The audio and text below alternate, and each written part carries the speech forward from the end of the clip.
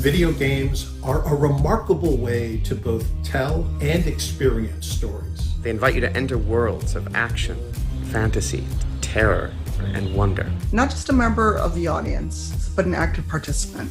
They are stories that are shaped not only by the visions of their creators, but by the choices you make as they unfold. They are changed by you, just as you are changed by them. This year, for the first time, Tribeca has selected 8 games. We hope they offer you a brief glimpse into the ingenuity and artistic scope that games have to offer the world, and why they belong at the forefront of our conversations about storytelling, both now and in the future. We can't wait for you to play them. Horror stories are often about seeing our deepest fears and anxieties made real in the form of ghosts, ghouls, and demons. But in the survival horror game Signalis, the true horror lies not in the shambling monsters you find lurking in a subterranean bunker or an alien planet, but in what lies beyond the limits of human comprehension. Revelations so dreadfully that can shatter the mind.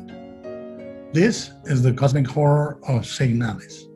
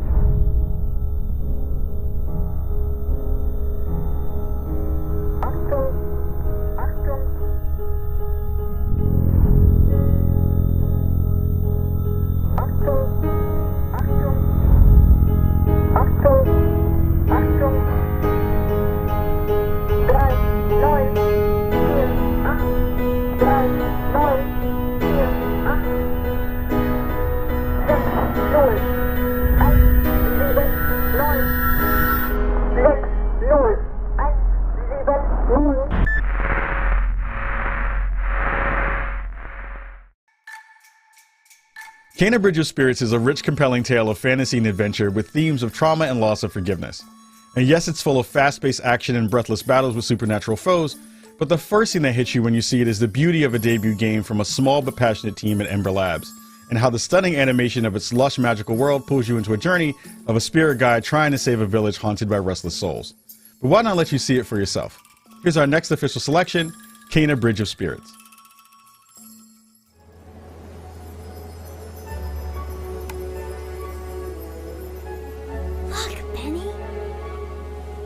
Ground yourself. Feel the energy of the mountain. Draw on its power.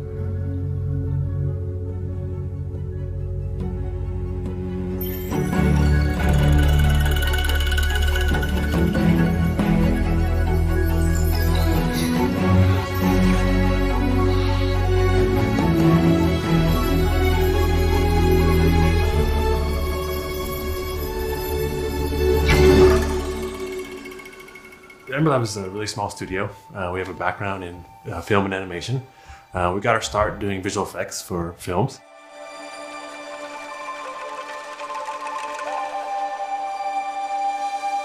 And then from there we grew into doing a lot of animated work for commercials.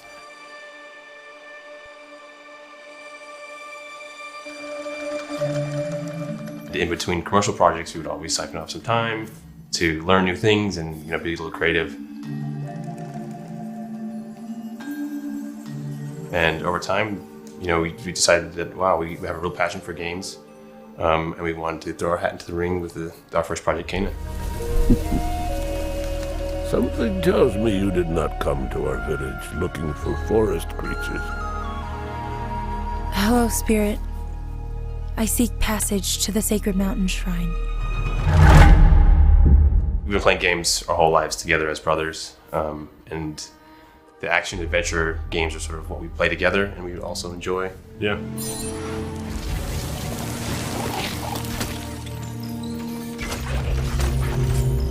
We kind of had this idea of the rot being a kind of a force of nature that was maybe working against you. It was kind of the enemy initially. And then I kind of had the thought to flip it, where the rot become your companions.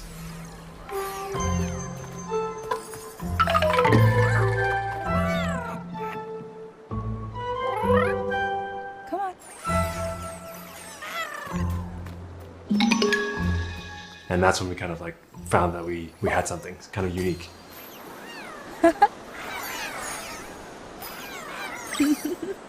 Opened up a lot of cool mechanics, especially with the puzzles in the game.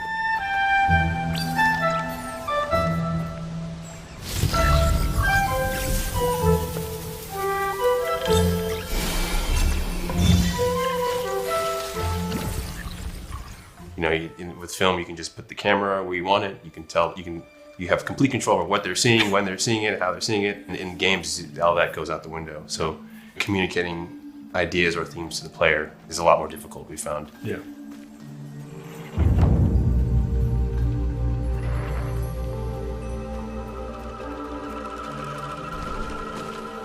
You have to be really sort of crafty in how you're getting communication to the player, especially when it's trying to do it through gameplay and not just always through cutscene. One of Tara's memories. I should see where it leads me. We love creating immersive experiences, and we try to really think about atmosphere and tone a lot when we're on the game development side.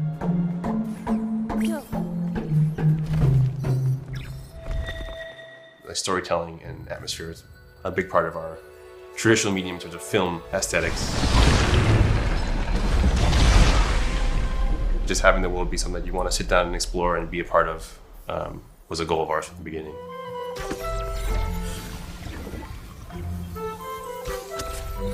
Having a nice team of really great animators who have worked together, I think was paramount in terms of pulling off some of the storytelling we wanted to do with the game.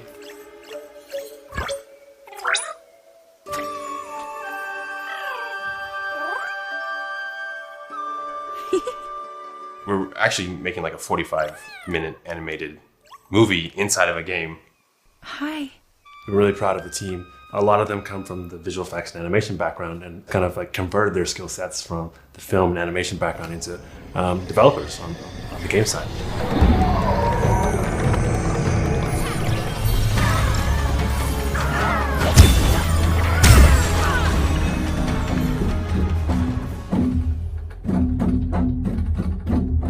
During the process of making the game, we also were introduced to a musical group called Tsudomani. And we actually, Jason and myself went over to Bali to do recording for the soundtrack.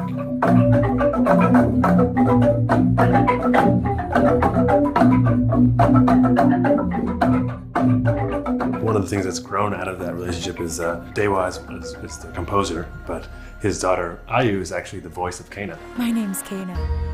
What are you two doing out here? She's never done any voice acting, but she fit right in. It's okay.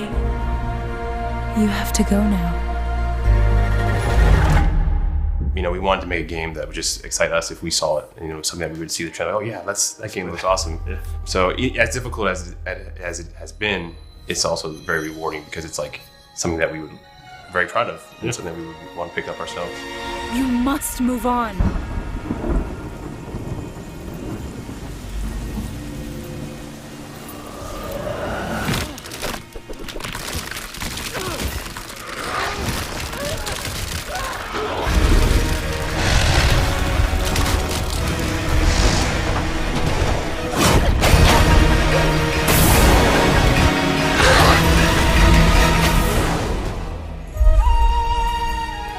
The path of a spirit guide is a lonely one. Southern Gothic is a uniquely American storytelling tradition, blending magical realism with dark tales of decay in the American South.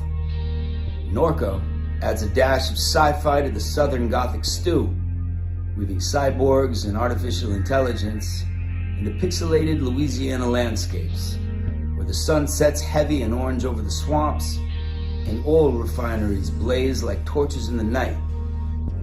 It is a place where people, memories, and secrets have a way of getting lost and buried.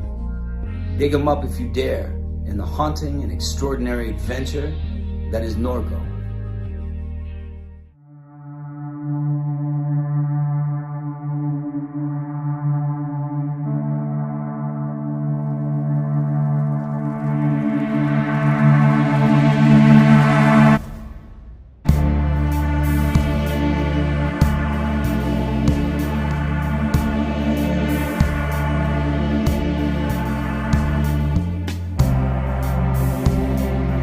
Geography of Robots is a handful of devs, artists, and musicians making output that is largely centered around the American South and the psychogeography of the American South.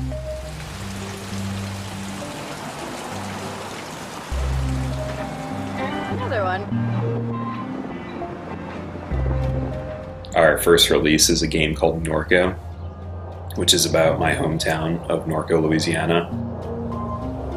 A small, very industrialized town about 25 miles upriver from New Orleans.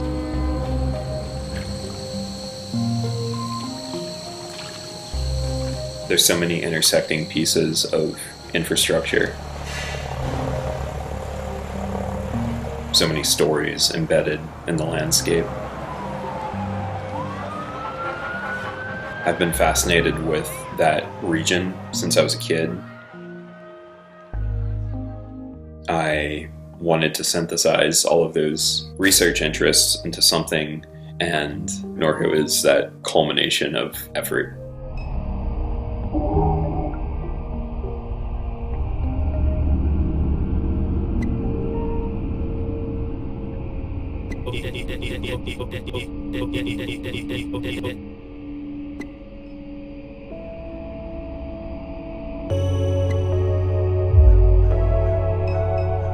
It draws from both reality and certain sci-fi tropes.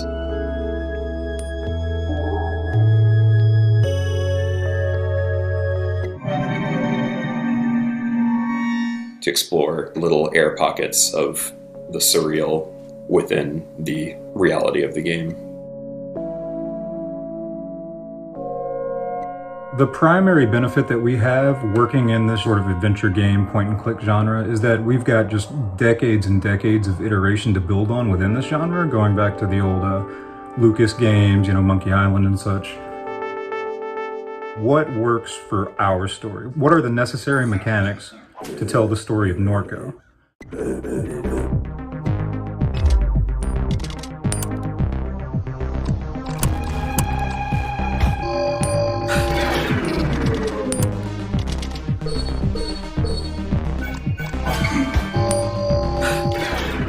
I was interrogating a lot of events and experiences from the past. I was playing a lot of 2D pixel art games at the time. A lot of traumatic events had occurred both in my personal life and the life of the region that I was exploring, and I thought there was a kind of hauntological element to using pixel art to tell those stories.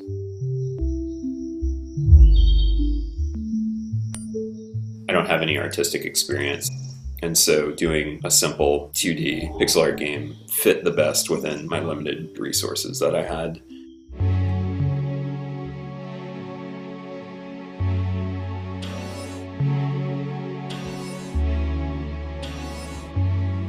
In the more recent years, big and small studios have really been pushing like what it means for player agency to take a front seat in a semi-linear narrative.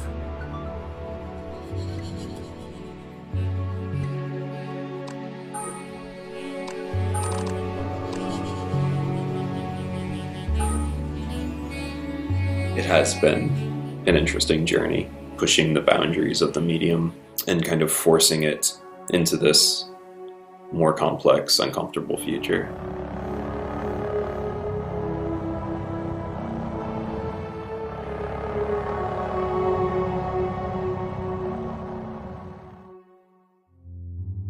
In the handmade adventure game Harold Halibut, a spaceship full of people fleeing the Cold War crash lands in an alien ocean, where the sunken ship becomes a city that is forever stuck in the 1970s. And when I say handmade adventure game, I mean that in a very physical, tangible way. Every set, every character, every floorboard, and every coffee cup has been meticulously handcrafted from wood, clay, cloth, and metal to bring this gorgeous world to life.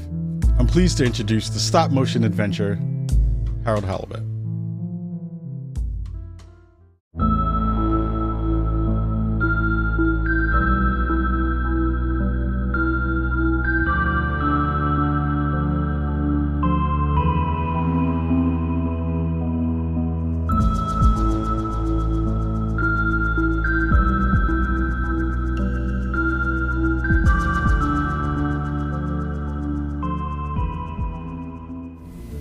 Hi, we are Slow Brothers, a tiny interdisciplinary game studio based in Cologne, Germany.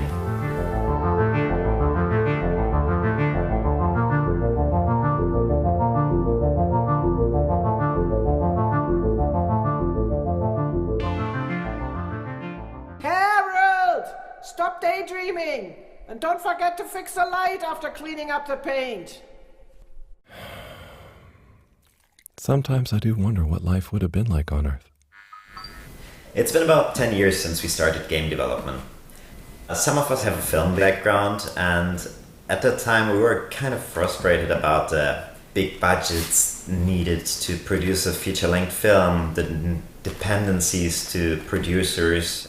Being also game lovers, we thought that making a game instead of a film to tell a story might be the more approachable endeavor.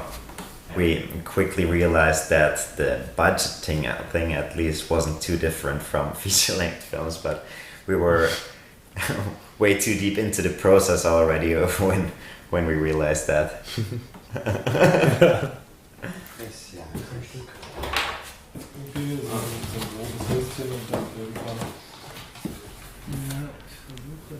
Our goal has always been to create an accurate recreation of a stop-motion film, to create a cinematic feel. And our initial approach was quite a lot of experimentation involved until we found our process that we use now, which is 3D scanning everything by using photogrammetry to create 3D models of the characters that we then animate using motion capturing.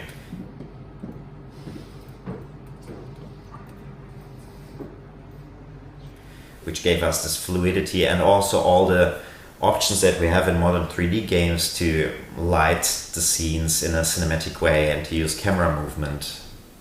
So it's even a little bit different than traditional stop motion animation, and we really liked this mix of the digital world and the analog world.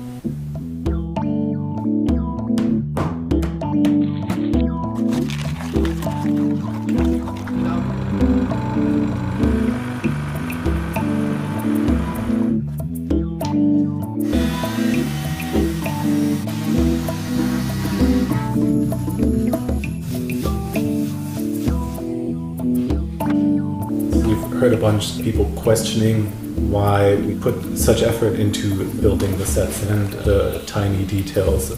Ultimately, we think that's why the game feels the way it does is because of the sum of its parts and that level of detail coming together as like a greater thing.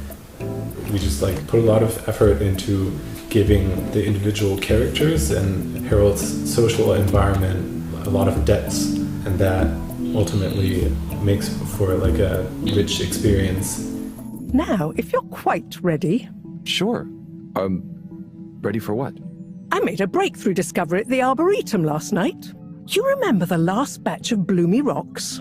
Oh, the really small ones from the last intake? The ones with the strange shapes and the little holes and... The blue ones, yes. Turns out their surface composition doesn't just give us clues about our immediate aquatic environs. I think they've picked up some influences from outer space as well. We create a relatable science fiction world instead of having a super distant sci-fi future where things are so different that it might as well be magic. It may have started with one man, but it took the hearts and minds of many more to make the dream a reality. That dream began at the height of the Cold War, when the world was on the very brink of annihilation. He conceived of an ark-like spacefaring ship. After 200 years, we finally arrived at our destination, only to find that the promising, watery planet contained no habitable landmass and dense toxic gases in the atmosphere. The Cold War seemed like a good starting point for the backstory of our game, and it enabled us to have this kind of weird mix of being stuck in the 70s on one hand and not living through the things we all know in our present, but also thinking into the future, the 200 years after that, and creating this kind of alternative timeline where things evolved in a different way. It's just that the professor and I need some sea rocks, filter rocks from older times that have come from the filters, and I feel like you might have one? Okay, look and listen here, Longy Long Pants. I shut the store for a reason, you know? While we have this overarching storyline in our game with multiple story arcs, Harold is only one part of this bigger story, and we always kind of focus on Harold's personal interactions, relationships and friendships of Harold. Harold! Good timing. You can explain things to the Major, can't you? Harold, come here and explain things. So, Harry, how's life been treating you? Keeping fishy. What? Keeping busy. Okay. Harold. Is everything okay? And therefore really concentrated on providing a lot of depth in those characters for players to ultimately explore. Harold, won't you stay? The jog team won't be the same without you. Yeah, venga, Harold. You can't leave now, I just got here. Jog team, jog team, jog team. Go jog team. Come on, Harold. Keep up. Deep breaths, Harold. You're doing great. Guys, have you got any tips? Just keep on moving, Harold. You never know when you'll have to slow down. So keep going while you can.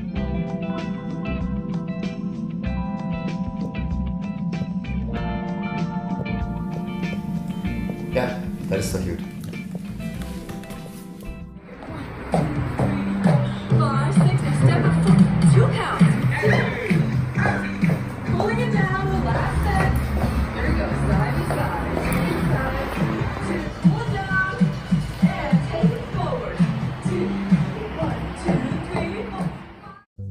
Imagine setting off across a vast desert on a rite of passage, with no one to share the long and lonely trip but your trusty hover bike.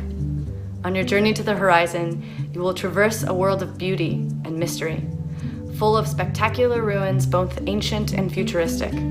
This is the joy of exploration, the thrill of discovery. And if you listen to the stories of the people and places you encounter, perhaps a chance to learn what you came here to understand.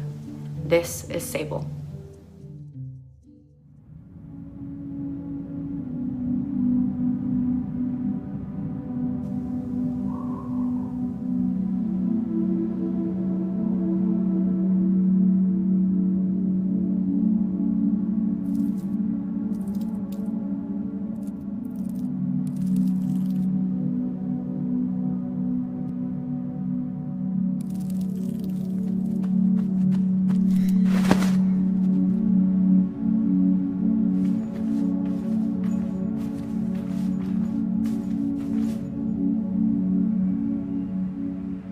SHEDWORKS is us. I'm Greg, this is Daniel, and we started out in my parents' shed.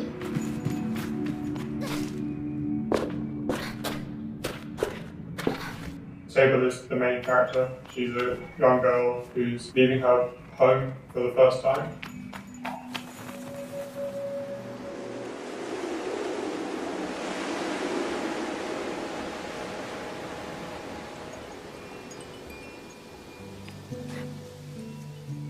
The gliding is what Sable embarks on as the story starts, and it's something that everybody who comes of age in the world of Sable does. It's how you find out what you want to become in life. Leaving your home behind and experiencing the world, meeting people, trying things, helping folks in need, and ultimately deciding what do I want to devote my life to.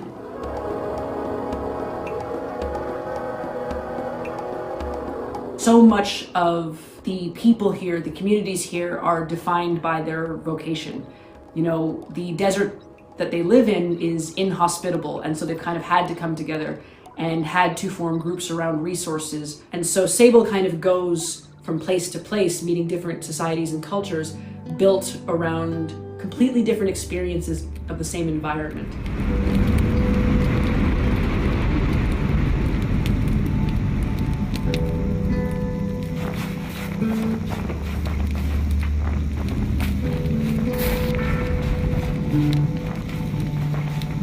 It means that she has to be a sponge, right? She's trying to figure out her place in the world, what she wants to do for the rest of her days. And I think that's what makes the story so fun. It really is about the places that you go, the people that you see, and the experiences that you have that not only shape her gliding, but shape her.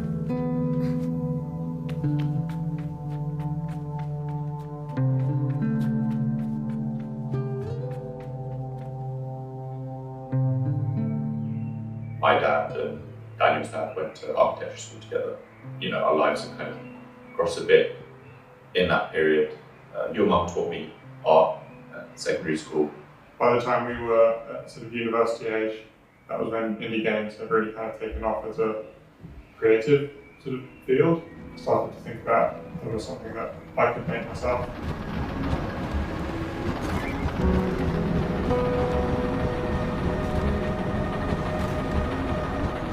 I studied architecture, Daniel studied comparative literature, but neither of us had any experience making games before we started making games. We kind of went to the pub one time and had a chat about how because we had none of these industry direct connections to skills or experience, we thought we'd start our own internship, do our own internship in the shed. The initial thought was just, let's get some experience under our belt and see where we go from there. Somehow 6 years or so later, we're here now, still going. Still going. Yeah.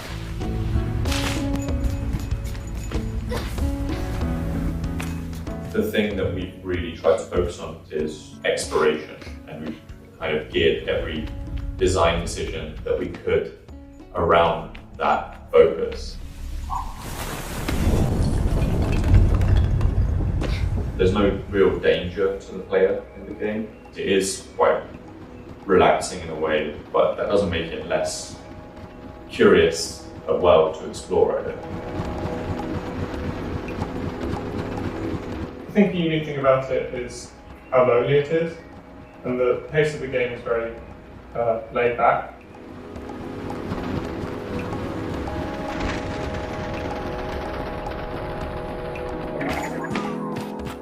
It was the first game that we designed that was really geared around our skills as well, our backgrounds. We wanted to do something narrative focused, we had a background in comparative literature, we wanted something architecturally focused, and my background in architecture helped with that. So I think that it's come from us in that way makes it quite unique.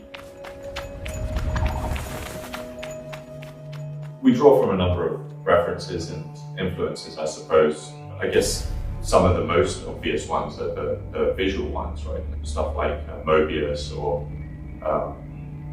Tintin, or Studio Ghibli, and those kind of pieces were always influential.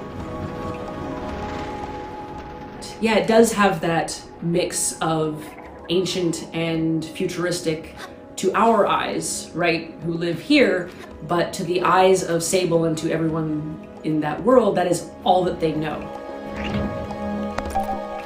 We brought Japanese breakfast onto the project really early on, like before we'd really started it, and so our music had kind of been there from the very beginning. So that's been the music itself has been a really big part of shaping where the direction of the game.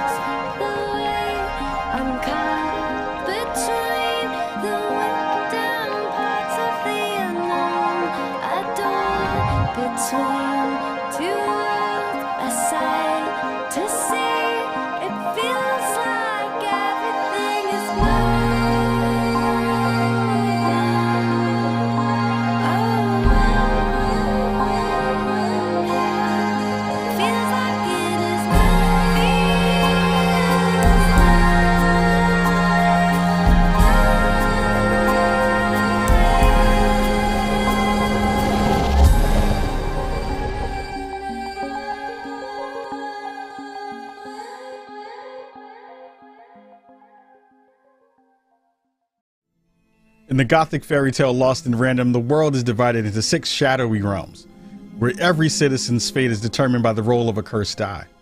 You play as Even, a young girl who's set out on a quest to save her beloved sister Odd, and with the help of your companion, a magical living die named Dicey, you'll find yourself battling your way through a dark wonderland, and if you want to win the game, you'll have to embrace the chaos, and find a way to tip the odds in your favor. From the Odd and Even minds of ZOINK Games, here is Lost in Random.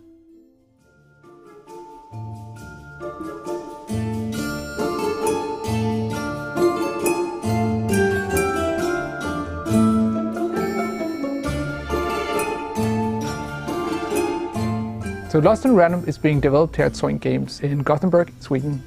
We're about 80 developers with a few different projects, but Lost in Random is definitely our biggest and most ambitious project ever. We're known for doing quite narrative-driven games. We really want to make games that speak to people and touch people and make people think. Lost in Random is a 3D action-adventure game set in the gorgeous Gothic fairy tale world of Random. And it tells the tale of Even, a young girl who befriends Dicey, a living dice with incredible powers. Even goes on this journey to rescue her sister from the clutches of a mad queen who's obsessed with board games. And so the queen decreed that any child who had turned the age of 12 would be given the grand honor of rolling her one true dice to show them their place in the world of Random, for Random is fair, Random prevails, and Random rules. Random rules. Even she's this naive young kid who's just, for the first time, going out into the world to find out who she is. It's really a story about the randomness of life and conquering the fear of it.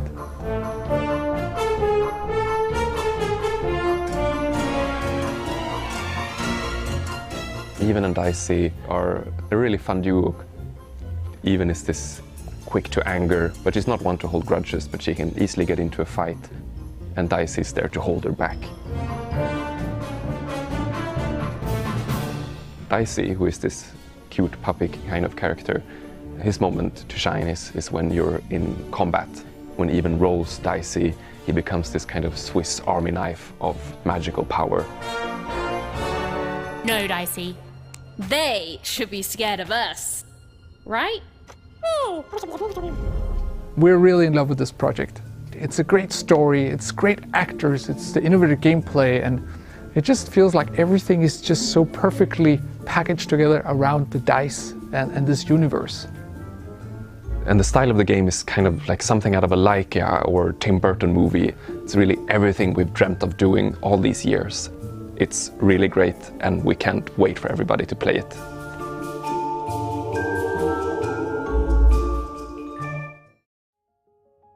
In the interactive thriller 12 Minutes, You play as a man who becomes trapped in a time loop, replaying the same 12 minutes of one fateful evening in his apartment over and over again. Each time you're going to have the chance to make new choices, learn what led up to those terrible events, and perhaps even escape them.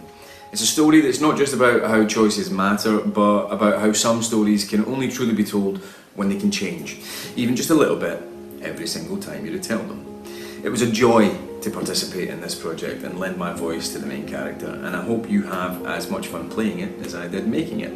I am very proud to introduce a game where the end is only the beginning. 12 minutes. I have a surprise for you. Okay.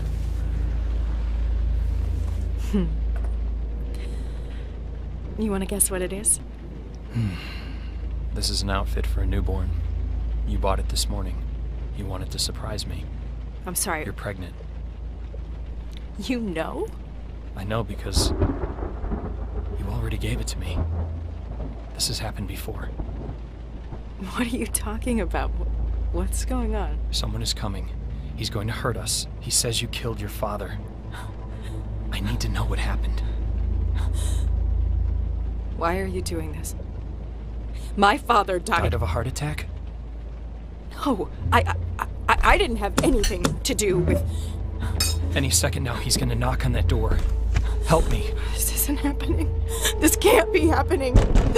Police, open up.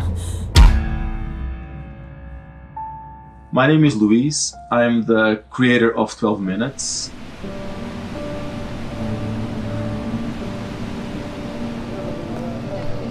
I grew up watching a lot of film. They always captivated me, and I tried to understand what were they doing. The pacing, the colors, the lighting, the composition, in order to create these emotions in me. What are the tools we have as game designers that allow us to do similar things? I think the biggest challenge is that usually when we think about narrative, we think about a linear progression. And in an interactive game, at least in 12 minutes, that information can come at any moment depending on what you've done. What's the occasion? I'll tell you over dessert. All right, I'm ready to get wowed by this dessert. Just give me 1 second. You know, I'm fascinated by the idea of if you knew what's going to happen, what would you do differently? 12 Minutes is an interactive thriller about a man trapped in a time loop. You come home from work, you're having an evening with your wife, then this cop shows up, he accuses your wife of murder. Hands behind your back, let's go. You try to stop him, you get beat up. Somebody help! Only to wake up back to the start of the evening.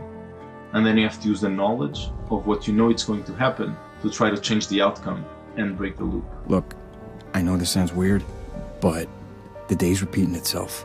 What do you mean, repeating itself? I'm living the same chunk of time over and over again. Uh-huh. The reason the game sticks to a bird's eye view is because it allows you to very easily interact with the environment. Most video games you have a third-person camera or a first-person camera, and I wanted to create something that is very accessible. So by doing a bird's eye view, you have like a floor plan of the apartment that you just click where to move. There was also the challenge of having the voices convey the emotions without seeing the faces. If someone is really stressed out, you won't have any facial expressions, so you have to feel the stress in the throat. Particularly because you don't see our faces in it, you really are projecting whatever you're feeling onto the character. There's no facial expressions that are instructing you. Where you go in the game will, I think, depend on you as an individual. I just need some time to myself. Come on, babe, please, stop it. And if there's enough subtlety in the voice acting, in the movement, your brain will fill the rest. Because actors think in terms of motivations. You know, what's my motivation for this scene? And workshopping with them, figuring those things out, allows the characters to become alive and become meaningful in the way they behave. Look, I didn't mean to. This is never what I wanted. No, come on. I warned you. Look, you can't do this. It will be different things for different people. There are so many versions of the story that will either reveal something or show something, and you as the player are revealing how you deal with truth, how you deal with other people's truth. Working in interactive medium, you can make a story that becomes very personal to you, right? You're not passively looking at what's happening and processing. You're actually deciding.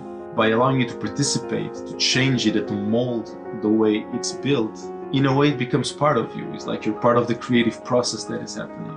And because the game doesn't really give you a direction, the decisions you make are based on who you are. I'll prove it. Yeah, great, let's see it. Wow me. That allows you to explore a side of yourself that maybe you wouldn't otherwise. Silently repeat these phrases. May you be free from suffering. May you be free from fear. May you know peace and joy.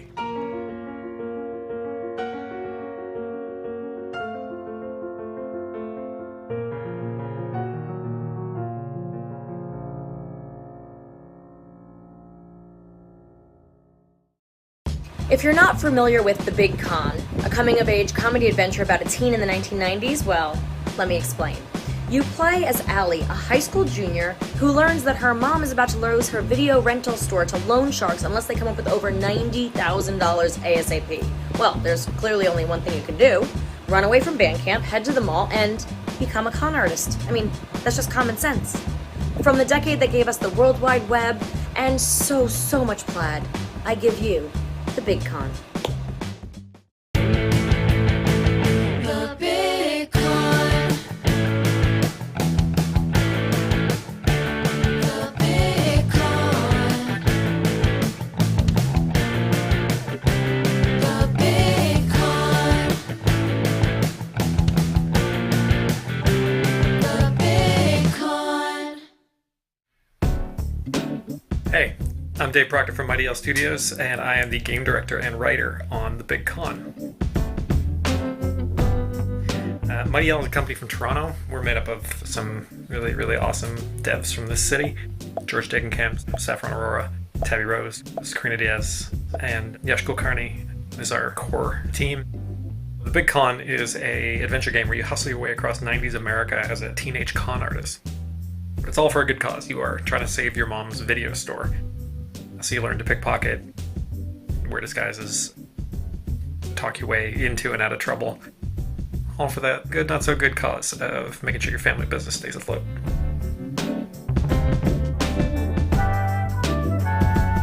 You know, one of the toughest things about making this game was selling people on the non-violent crime aspect of it. Games with guns don't bat an eye, but you know, the moment you have to steal an old lady's wallet, people start to think maybe there's something wrong with you, which is fine. That's part of the fun of making this. It really helps us make something that, you know, challenges people and challenges ourselves, and hopefully helps us find a little bit of in-between in a story like this. Ultimately, Allie's doing crimes for a good cause, and you know, writing a funny and heartfelt story kind of helps justify those actions. So, you know, on the one hand, we get to make a game that we've never seen before, which is a con artist video game, and on the other hand, we get to kind of couch that in a conversation about small businesses surviving, and you know, a story about a mother and a daughter. And between that and the 90s, it really informed like what we were capable of coming up with in terms of this relationship. Like, who is Linda, Allie's mom, who raised her as a single mom and kept a business together and is tough as hell, and what is that person like, and what is her daughter like? How do they play off against each other? Allie can be, you know, she can be a teenager, she can be rough, she can be sarcastic. And this is something that we really wanted to see, and I think it brings a lot of truth to the game.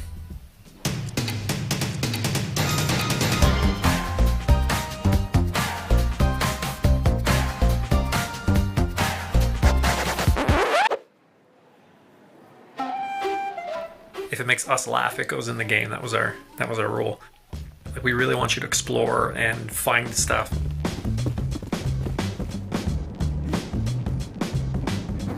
Random conversations with people that, you know, some people might see, some people might not. It makes us happy knowing that it's in there.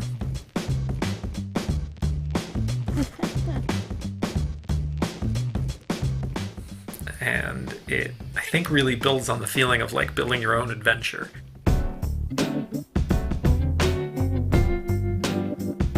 The 90s are just not they're not as done in video games. So we wanted to do it. We wanted to get in there.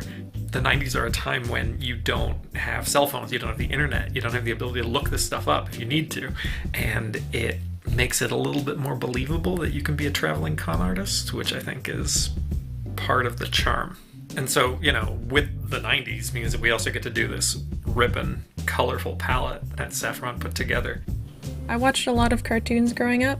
Hey Arnold, Doug, and The Simpsons. They sort of set the foundation for this cartoon 90s aesthetic. Bright, contrasting colors, exaggerated features, and like fun geometric patterns. So Allie is a very does what she wants character. She wears her cap backwards. That to me was always the signature look of the cool leader type character that you'd see in a lot of cartoons. You know, she has the ripped jeans, the baggy t-shirt, and she also wears her plaid shirt wrapped around her waist, which is, you know, a very, I think, 90s style.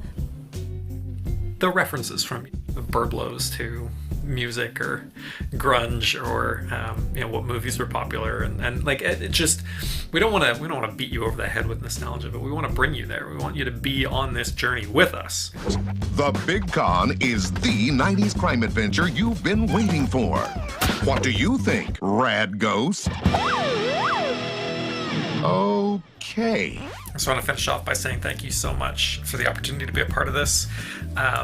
And to be, you know, in the presence of such incredible, incredible games, and really just incredible international talent.